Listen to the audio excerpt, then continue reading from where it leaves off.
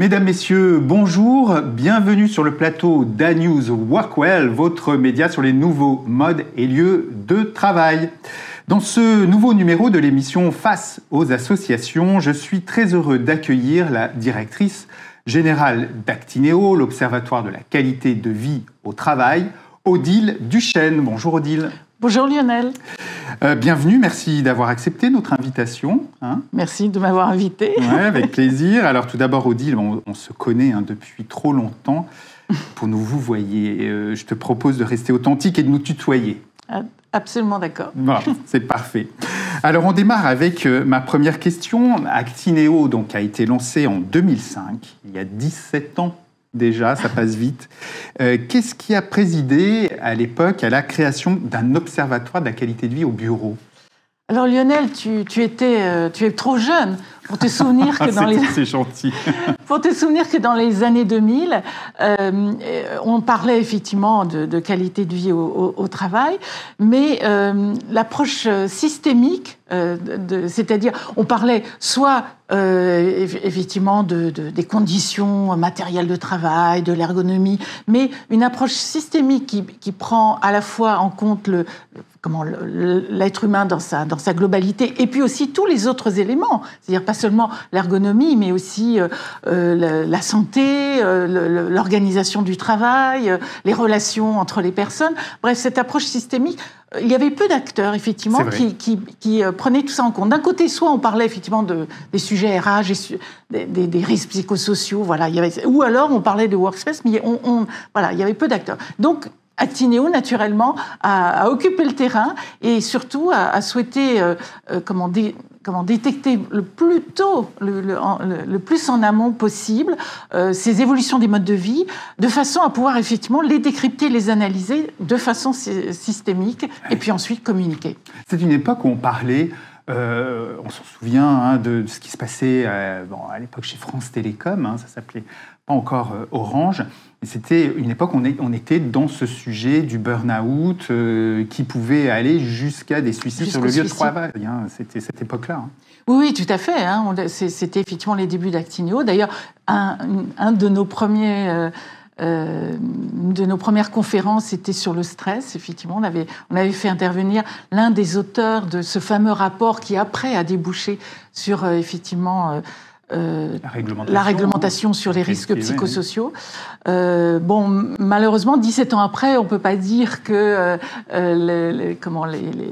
ce sujet-là s'est amélioré dans nos entreprises. Mais il est quand même intégré, quand même beaucoup plus dans les réflexions des entreprises, et puis il est entré dans le dialogue social. Absolument, oui, tu as tout à fait. C'était pas un sujet de dialogue social. Tu as tout à fait raison. Alors, comment fonctionne Actineo ? Alors, Actineo, en fait, est un collectif. C'est un collectif d'industriels de l'aménagement et du mobilier de bureau, tous membres de l'Ameublement Français. L'Ameublement Français étant une organisation professionnelle représentative de l'industrie du meuble en France. Et ce qui est important à signaler, c'est que ces fameux industriels sont tous concurrents entre eux. Et ils ont eu cette intelligence de s'effacer. Ils ont voulu vraiment parler d'une voix unique, d'une seule voix, d'où cet observatoire. Et ils ont même été jusqu'à accepter qu'on ne parle plus de meubles, mais qu'on parle de qualité de vie au bureau. Parce qu'ils avaient bien compris que c'était ça le sujet. Ce n'est pas le sujet du meuble, c'est le sujet de la qualité. Et ensuite, on va expliquer en quoi le meuble et l'aménagement aura un impact sur cette qualité de vie au travail. Et alors, vous avez un comité scientifique, je crois, qui est dirigé par Alain Diribarne. Absolument. En fait, Actineo a voulu... la stratégie d'Actineo, c'était à la fois de produire de la matière intellectuelle et ensuite de communiquer. Donc, pour produire cette matière intellectuelle scientifique, on s'est effectivement rapproché d'un chercheur, Alain Diribarne, qui est économiste du travail d'abord, sociologue, chercheur CNRS, et qui a effectivement nous a aidés à structurer notre démarche scientifique et qui a notamment piloté les fameuses enquêtes du baromètre Actineo, parce que clairement Actineo, le levier l'action la plus emblématique d'Actino, c'est le baromètre. Le fameux baromètre. Ce baromètre donc, qui a été créé dès la première année, il y a 17 ans déjà. Oui, tout à fait. Parce que quand on a lancé... Alors, on ne l'appelait pas baromètre à l'époque. C'est ensuite qu'on a lancé Actino avec une première enquête d'opinion. Toujours, on aime bien partir de ce que disent les gens qui travaillent au bureau. Donc, on avait fait une enquête avec, à l'époque, ça s'appelle TNS Sofres. Oui. Et ensuite, on s'est dit, tiens, pourquoi on ne ferait pas on n'en ferait pas un baromètre? Parce qu'effectivement, aujourd'hui en France, on est les seuls à faire une enquête tous les 2 ans, donc régulièrement, d'où ce côté barométrique, sur le sujet du workspace, selon la méthode des quotas, représentatifs. Quand on est les seuls à faire ça. Absolument. Et c'était d'ailleurs la première fois qu'il y avait des enquêtes sur ces sujets-là, et vous avez beaucoup aidé à faire venir sur le devant de la scène justement ce sujet de la qualité de vie au bureau. Quelle est l'activité du coup récente d'Actineo, et puis est-ce que tu pourras partager avec nous justement la manière dont tu as vu l'évolution à travers ces baromètres, l'évolution justement de ce sujet de la qualité de vie au bureau. Mais d'abord peut-être l'activité récente, la plus récente, c'est quoi? Alors la plus récente, c'est notre dernière enquête qui date de 2021, exactement 1 an. En plein confinement, on a effectivement décidé cette fois-ci de faire une enquête, non pas auprès des seuls actifs en France, mais on a interrogé à la fois des salariés et des indépendants de 5 grandes métropoles, à peu près identiques, Londres, Paris, Amsterdam, San Francisco, Seattle et Singapour, pour effectivement, sur 3 grandes thématiques. La première, bien sûr, la culture du travail, pour voir s'il y avait des différences entre ces 5 grandes métropoles. Le deuxième sujet qui est très intéressant, c'est d'ailleurs qu'on a essayé de mesurer l'évolution, les pratiques de travail, notamment le télétravail avant la pandémie et pendant. Et puis le troisième volet, parce que ça c'est à chaque fois un élément auquel on tient dans toutes nos enquêtes, c'est de la vision d'avenir. C'est-à-dire de savoir ce que les gens, où et comment ils aimeraient demain travailler. Et alors, quels sont les principaux enseignements de cette enquête ? Alors, les principaux enseignements, le premier, c'est un peu la révolution, c'est-à-dire tous ces actifs de ces 5 grandes métropoles choisissent comme fréquence de jours de télétravail par semaine 2 à 3 jours. Entre 2 et 3. Entre 2 et 3, voilà. Et ça, c'est la moyenne sur les 5 métropoles. Et si on nous avait dit, effectivement, il y a quelques années, juste avant la pandémie, que les gens, encore une fois, c'est leur souhait, on leur demande bien, voilà, oubliez la pandémie, demain, tout redevient à peu près à la normale, combien de jours aimeriez-vous travailler? Donc ça, c'est quand même le premier grand enseignement. Oui. Et l'autre enseignement, c'est qu'ils ont envie de travailler...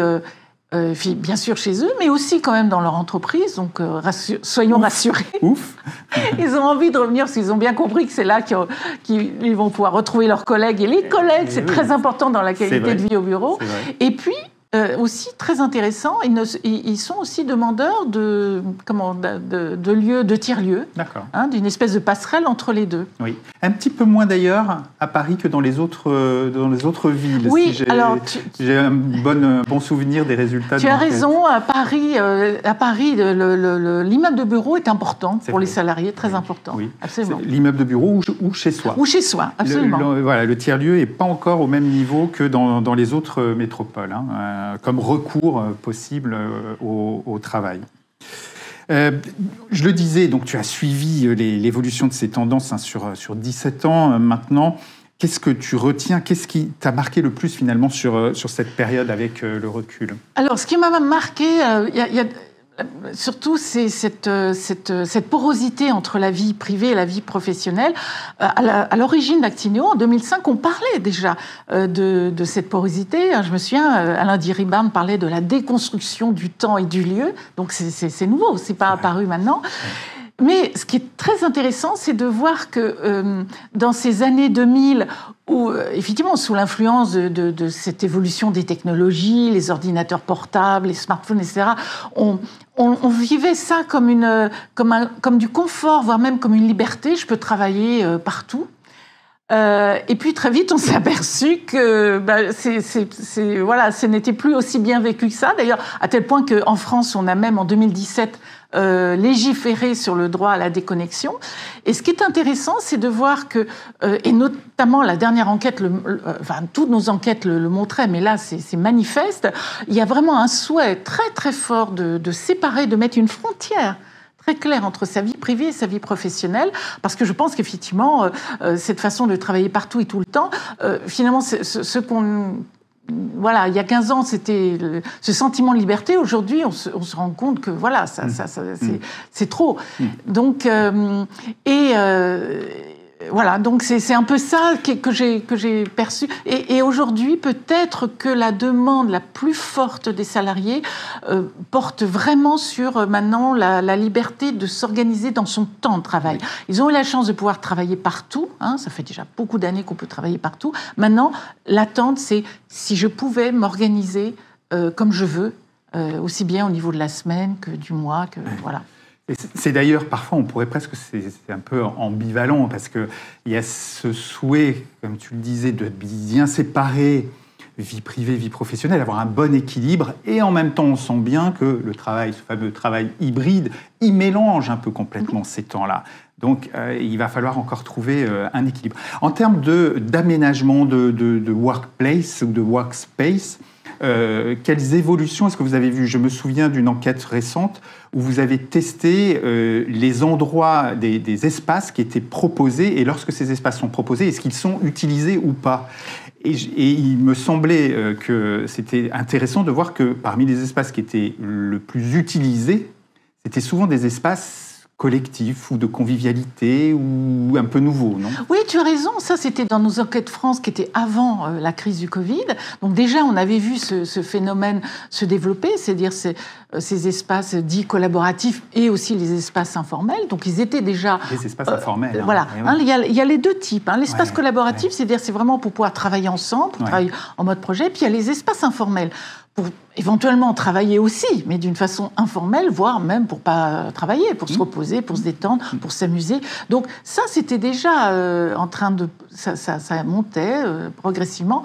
Et effectivement, là, avec la crise, avec ces nouveaux modes de travail, c'est évident que l'aménagement au sein des entreprises va forcément évoluer, puisque si les gens travaillent 2 à 3 jours par semaine chez eux, clairement, quand ils vont revenir dans l'entreprise 2, voire 3 jours maximum, ça sera bien pour travailler avec les autres. Oui. Ça n'aurait pas de sens, effectivement, qu'ils viennent pour travailler de façon... Donc, tous ces lieux, à la fois collaboratifs et informels, vont être les lieux majoritaires de l'aménagement des bureaux versus les postes de travail, à mon avis. Oui. Lors de notre première table ronde à News Workwell, on s'est aperçu que justement il y avait cette évolution qui se faisait entre avant, on va dire 30% d'espace dédiés au collaboratif, 60% au travail en concentration individuelle, et là c'est en train de complètement s'inverser. C'est complètement l'inverse, absolument. Est-ce que on peut dire que ce mouvement du travail hybride, c'est un peu aussi peut-être un mouvement de grande métropole, de grande entreprise. Tout le monde n'est pas logé à la même enseigne. Est-ce que ça, vous le voyez à travers vos observatoires? Alors, pour l'enquête internationale, on ne peut pas, parce qu'il faudrait avoir un échantillon beaucoup plus important pour pouvoir après faire ces fameux tri croisés. Oui. En revanche, qu'est-ce qui aussi pousse les gens à vouloir travailler de façon hybride ? C'est bien parce que j'habite loin de mon bureau. Et ça, c'est bien le phénomène des grandes métropoles. Tu as raison. Plus, effectivement, on est dans une grande métropole et plus le temps de travail est vraiment mal vécu. Dans toutes nos enquêtes, on a bien vu... Le temps de... Pardon, excuse-moi. Oui, le temps de trajet, tu avais traduit. Et effectivement, mal vécu. D'ailleurs, on l'a vu dans cette enquête internationale. Dans toutes les métropoles, c'est un vrai sujet. Donc, oui, tu as raison. Ça concerne surtout les gens qui travaillent dans les grandes villes et qui...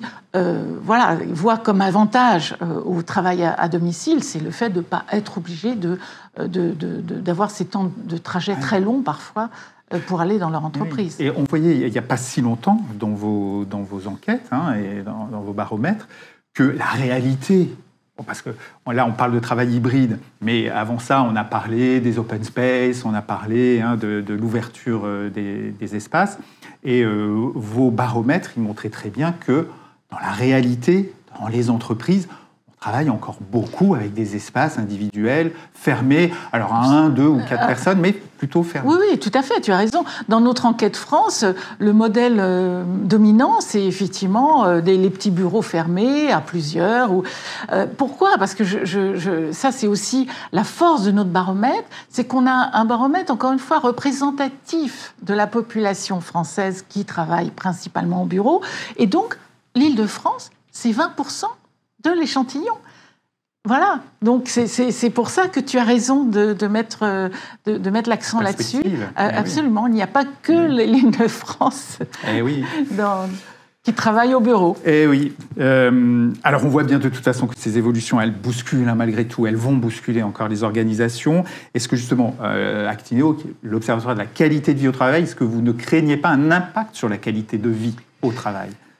Alors, bon, c'est un peu tôt pour le dire, mais effectivement, cette nouvelle organisation en mode hybride va complètement bouleverser l'organisation du travail. Moi, vraiment, j'admire les entreprises, notamment les RH et tous les managers, parce qu'ils se retrouvent confrontés effectivement à une forte appétence de leurs salariés à télétravailler, à vouloir quand même aller travailler aussi dans des tiers-lieux, mais aussi à revenir dans l'entreprise. Il va falloir qu'ils tiennent compte des grandes caractéristiques du travail, des métiers, mais aussi de chacun des salariés, puisque effectivement chacun n'a pas. Donc c'est d'une complexité à gérer.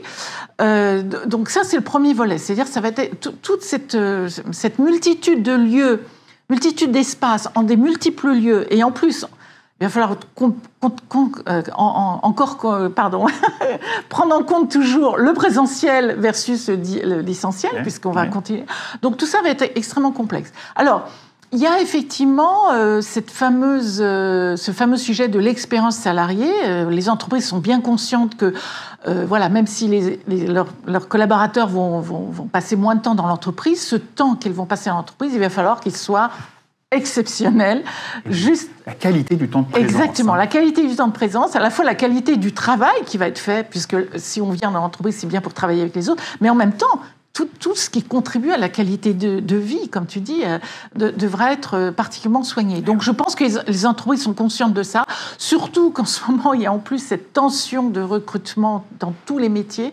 Donc si elles veulent effectivement attirer ou conserver leurs équipes, il va falloir effectivement que ces temps dans l'entreprise soient exceptionnels en termes d'expérience, de tout type, aussi bien de travail que d'expérience sociale. Ouais. On parle beaucoup de travail hybride. Qui dit travail hybride, souvent, pour les grandes entreprises en tout cas, dit flex office. Alors je sais que c'est un gros mot, moi je l'emploie, disons les choses comme elles sont.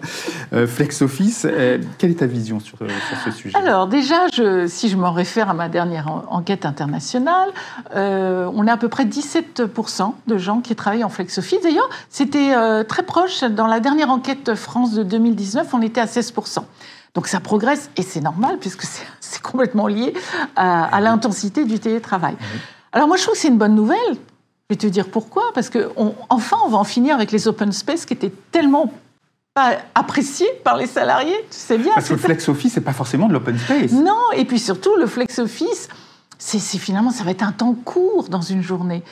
Le flex office, c'est justement comme on vient de dire que quand les gens seront dans l'entreprise, ça sera pour travailler avec les autres. Ils vont pas rester, en collaboration. Donc en fait, quand les gens seront effectivement à leur poste de travail non dédié, ils vont pas travailler 8 heures par jour, puisqu'ils vont aussi aller en réunion, ils vont aussi aller dans le lunch pour un débrief informel. Donc en fait, ça sera un bureau de passage. Un moment dans l'entreprise. Voilà. Donc non, moi je pense que... Et d'ailleurs, aussi très important, on a posé dans notre dernière enquête, on aime bien demander aux gens, c'est quoi pour vous l'espace de bureau, votre bureau idéal demain ? Alors oui, en premier, tu ne vas pas être surpris, le bureau idéal est le bureau attribué, fermé, individuel. Mais quand même, j'ai regardé, il y a 30% de nos répondants de ces 5 grandes métropoles qui choisissent le bureau, le flex office comme bureau idéal. Donc c'est quand même, tu vois, c'est en train de progresser. C'est important quand même. Hein. Oui, c'est pas rien. Alors justement, les baromètres Actineo ont bien mis en visibilité l'évolution des attentes des collaborateurs au bureau. Qu'est-ce qu'on peut dire aujourd'hui de ces attentes? Donc, elles évoluent, c'est ce que tu viens de dire. Est-ce qu'il y a d'autres enseignements? Bon, alors dans la dernière enquête, le premier enseignement, on vient d'en parler, c'est cette volonté de mettre la frontière entre la vie privée et la vie professionnelle. Ouais. Une autre attente qui est forte dans cette enquête, c'est tout ce qui a trait à la protection de la planète. En fait, les salariés disent, moi je suis sensible maintenant à ce que l'entreprise, à ce que, par exemple, le bâtiment de mon entreprise soit vertueux, qu'il soit bas carbone, qu'il soit pas énergivore, pourquoi pas qu'il n'y ait plus de climatisation. Et ils sont aussi sensibles à ce que leur entreprise pousse tous les collaborateurs à avoir eux-mêmes au quotidien dans cet immeuble des comportements vertueux. Donc ça, c'est vraiment une tendance assez forte cette année. L'autre tendance, c'est effectivement, ils souhaitent avoir des espaces... Bon, ça, c'est pas nouveau, mais encore une fois, ça ressort plus fortement par rapport aux dernières enquêtes, c'est avoir des espaces pour pouvoir se détendre, pour pouvoir se reposer, mais aussi des espaces mieux adaptés au travail en mode projet ou travail collaboratif. Et puis, dernière attente, alors est-ce que c'est lié au fait que cette enquête a été menée il y a exactement 1 an, donc on était encore dans des confinements, une demande, une sensibilité forte à la santé, au sujet lié à la santé, à l'hygiène, et puis aussi la nature, c'est-à-dire ils veulent de la nature, alors pas au sein même de l'entreprise, ou alors que l'entreprise soit peut-être plus une entreprise campus qu'une entreprise verticale. Voilà. Oui, on voit bien que les attentes fondamentales en termes de confort, c'est la lumière naturelle, c'est la vue sur l'extérieur, c'est de voir un peu de nature. Et oui, ça monte fortement. Et d'ailleurs, les derniers projets, tous, ont des très belles terrasses. Les grands projets développent de très belles terrasses, ce qui est quand même nouveau. Et on voit même des tours à la Défense qui maintenant, où on peut ouvrir et aller sur une terrasse, même en grande hauteur. Absolument. Et d'ailleurs, les gens travaillent en extérieur. Dans nos enquêtes France, je me souviens plus du pourcentage, mais effectivement, quand on posait la question où est-ce que vous travaillez, on s'est rendu compte qu'ils travaillaient dans des jardins, dans des parcs, dans des terrasses. Alors que ce soit dans leur entreprise, quand les entreprises ont la chance d'avoir ces espaces-là, ou ailleurs. Eux, ou en dehors. Voilà. Ah oui, très intéressant. Alors, quels sont les projets d'Actineo pour 2022-2023 ? Est-ce qu'il y a des enquêtes dans les tuyaux ? Qu'est-ce qui va évoluer ? Alors, déjà, on a la chance d'avoir ce matériau fabuleux que nous a apporté cette enquête internationale. Donc, on va continuer à prêcher la bonne parole comme je le fais là. Et on va participer à des conférences pour effectivement encore sortir tout ce qu'il y a dans cette enquête. Ouais. Donc, ça va encore nous... Elle est en accès libre sur le site d'Actineo. Oui, on peut la télécharger. .fr et on peut la télécharger. Je ne vous demande même pas votre identité. Vous pouvez la télécharger comme ça. Donc oui, puisque l'objectif, Actineo, c'est vraiment ça. C'est partager, communiquer, faire en sorte que tout le monde s'approprie ces éléments de connaissance. Donc voilà. Donc ça, effectivement, on va continuer à prêcher la bonne parole. On va aussi actualiser plein d'articles que nous avons. Nous avons une rubrique conseil sur le site d'Actineo qui, en fait, on s'est aperçu qu'elle était très lue. Donc on va actualiser plein d'articles, comme par exemple, alors il y a un article très important qui va porter sur le mobilier de seconde vie, puisque tu sais que la loi économie circulaire maintenant impose notamment dans les achats publics à acheter du mobilier ou de réutilisation ou de réemploi ou avec un taux de matière recyclable. Enfin bref, donc on va faire un sujet là-dessus et on va réactualiser surtout tous nos sujets qui sont très lus sur la lumière, l'ergonomie, la thermique, l'acoustique, mais aussi l'ergonomie du poste de travail. Et cette fois-ci, on va pas le faire uniquement par rapport au poste de travail, parce que effectivement, quand on a fait ces articles, on était encore dans cette logique, on est assis à son bureau. Là, on va différencier justement selon les 3 grands types d'espaces qu'il y a dans une entreprise. Il y a effectivement, je suis dans mon flex office, je suis dans mon bureau, mais après, dans les espaces collaboratifs aussi, l'acoustique ne doit pas être traitée de la même manière, la lumière non plus, et dans les espaces informels encore, voilà. Donc, espace informel, espace collaboratif, espace de travail. Voilà, donc on va améliorer ça. S'intéresser un peu à toutes les positions de travail désormais dans l'entreprise. Exactement, toutes les positions, puisqu'effectivement, on travaille partout dans cette entreprise. On va aussi monter un comité des experts un peu 360 degrés, parce qu'effectivement, face à ce travail en mode hybride, il va falloir maintenant qu'on fasse venir dans ce comité bien sûr, on avait déjà Alain Diribarne, chercheur, mais peut-être d'autres chercheurs qui vont avoir une expertise sur la vie dans la ville ou la vie chez soi, des architectes, des designers, et également, effectivement, les gens en responsabilité de l'aménagement des bureaux, mais aussi des hôtels, car moi je reste convaincue que l'hôtel va jouer un rôle très important dans les tiers-lieux. S'il doit y avoir aussi quelque chose qui va beaucoup bouger, c'est ces fameux tiers-lieux. Les espaces de coworking tels qu'on les connaît dans les centres des grandes métropoles, je ne sais pas si c'est ça le modèle de demain, puisque on voit bien que nos salariés veulent pouvoir avoir accès éventuellement à un tiers-lieu, mais pas trop loin de chez eux, un quart d'heure. Sinon, on perd l'intérêt du transport. Donc, c'est là où je pense qu'à la fois, ce fameux tiers-lieu de proximité, ce bureau de voisinage, comme je l'appelle, bien sûr, ça viendra peut-être des collectivités locales elles-mêmes, et pourquoi pas des hôtels. Il y a une très bonne couverture des hôtels en France. Donc, je pense que l'hôtel va devenir peut-être un lieu régulier de travail. Et puis, dernière chose, effectivement, on vous prépare ça pour l'année prochaine déjà. On va publier notre prochaine enquête, qui sera la 10e d'ailleurs. Donc un nouveau baromètre. Ce sera un nouveau baromètre en 2023, puisqu'on publie tous les 2 ans. Donc ça sera notre 10e enquête depuis qu'Actineo existe. Ouais. Et on va commencer déjà à travailler à partir de cet été. On va regarder les nouvelles questions qu'on va poser, parce qu'on garde toujours les mêmes questions pour pouvoir mesurer les évolutions, bien sûr, mais on est aussi obligé de tenir compte de ce qui est nouveau, de ce qu'on pressent comme étant un signal faible. Et voilà, donc on va s'y mettre. Je ne sais pas quand en 2023, mais en 2023, vous aurez une nouvelle enquête. Et on va l'attendre avec grande impatience, parce que c'est toujours des enquêtes et des baromètres de grande qualité. Merci beaucoup pour tout le travail que vous faites, toutes les équipes. Évidemment à toi, Alain Diribarne, également. Et Laetitia Fritsch. Et Laetitia, voilà, que je n'oublie pas, Laetitia Fritsch. Merci beaucoup, Odile Duchesne, pour cet échange et ce partage d'expériences et de réflexions. Je rappelle donc que tu es la directrice générale d'Actineo, l'Observatoire de la qualité de vie au travail. C'était un plaisir, comme toujours. Plaisir à bientôt. Partagé, Lionel. Merci beaucoup. Merci à vous de nous avoir suivis. À très bientôt pour un nouveau numéro de notre émission Face aux Assos. Au revoir.